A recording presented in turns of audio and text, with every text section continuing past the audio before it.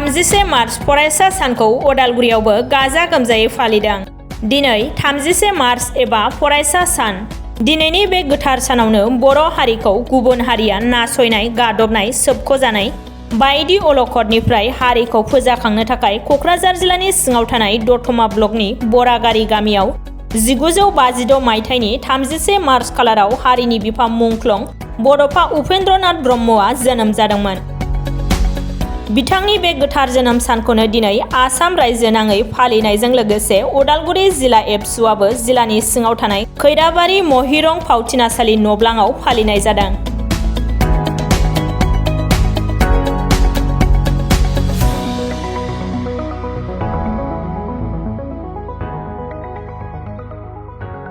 बिथाङा बुंदोंमोन फरायसा सान हिसाबै आमार बर' भाषाक आमी ভাল পাওঁ কিন্তু অন্য ভাষাক আমি বেয়া পাওঁ। 31 मार्च फरायसा सान बेखौ दुलाराय बर' फरायसा आफादा गाव हुखिया भाबै गोलाव समसै जों फालिबोबाय थादों।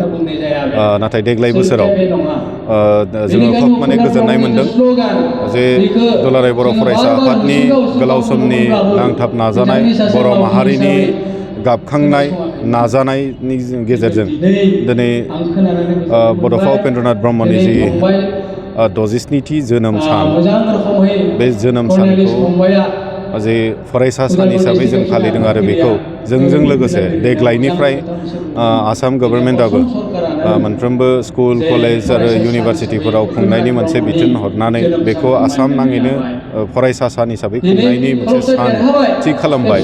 मोनसे आसाम गभर्नमेन्टनि केलेन्डाराव जे फरायसा सान हिसाबै बियो लिपिबद्ध जासिगोन दिनैनिफ्राय। बिनि जोंनि थाखाय बिराद गेदेर मोनसे एचिभमेन्ट आरो बिनि थाखाय जों खोब गोजोननाय मोनदों आरो जों आसाम गभर्नमेन्टखौ, बिटिआर गभर्नमेन्टखौ जोङो साबायखर बावदों। बिटिआर गभर्नमेन्टआ अबसे थांनाय बोसोरनिफ्रायनो बिथांमोना खुंबोदों, दा बेखायनो बिथांमोनखौबो जों साबायखर बावदों। दा उदालगुरि जिल्ला दुलाराय बर' फरायसा आफाद हिसाबै जोङो जिल्ला हिसाबैनो खैराबारि दख'रानि सिङाव थानाय महिरंग फावथिनासालियाव जोङो बेखौ खुंनाय जादों। बेवहाय जोङो खोब माखासे आलासिफोर जायफोर बड'फानि समाव खामानि मावबोनो मोननाय, बिथांनि उन थाफानो मोननाय बेबायदि माखासे बिबानगिरि, दैदेनगिरिफोर बिथांमोनखौ लानानै दिनैनि बे फरायसा सानखौ जों उदालगुरि जिल्ला दुलाराय बर' फरायसा आफाद हिसाबै खोब जेसेबां हायो गाजा गोमजायै खुंनो जोङो नाजानाय जादों। थिग बेबायदिनो जों खुंनाय जादों।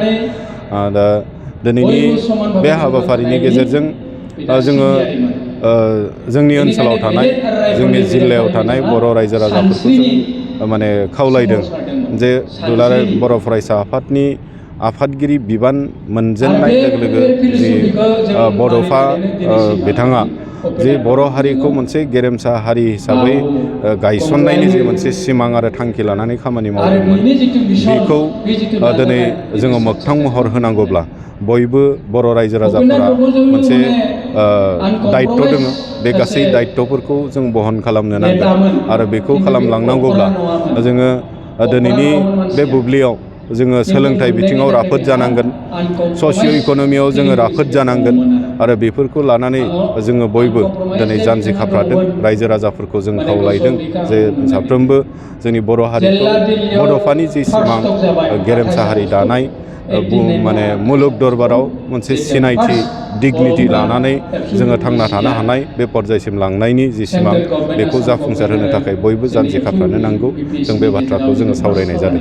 दिनैनि फरायसा सानाव जिहेतु जायफोर माने दिनै PhD हल्डार लाबाय बा MA पास खालामबाय बिथांमोनखौ स्पेसियेलि दिनैनि दिनाव बराय होनायनि एबा मान जासिनायनि बेबायदि थांखि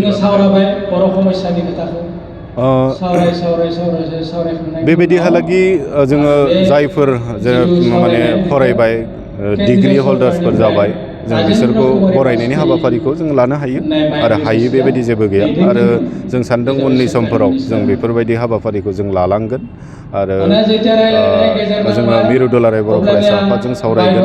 एबसु हिसाबै जोङो सावरायनानै जिहेथु जोंनि सबनिफ्राय देरसिन फरम हिसाबै डेलिगेटआव जों माखासे डिसिसनफोरखौ लानाय जायो आरो जिखिनि नोंथांनि सोंथि, बिथांमोनखौ बरायनाय, डिग्रि हल्डारफोरखौ बरायनाय, बेथ' खोब मोजां हाबा आरो बिनि गेजेरजों जों निस्सय माने माने माखासे जोंनि इयुननि फिरिफ्रा उत्साह जागोन, इन्सपिरेसन मोनसे मोनगोन, बेखौ जों हायो। आरो ओरैनोब्लाबो खिन्थु जों जिखिनि माने डिग्रि हल्डारफोर बिथांमोनखौ माने जों बरायनाय, मोजां माने पास खालामनाय फरायसाफोरखौ बरायनाय, बेफोर हाबाफारिखौ जों लाबाय थानाय जादों आरो उननि समाव जों बेफोरखौ लालांनो हायो।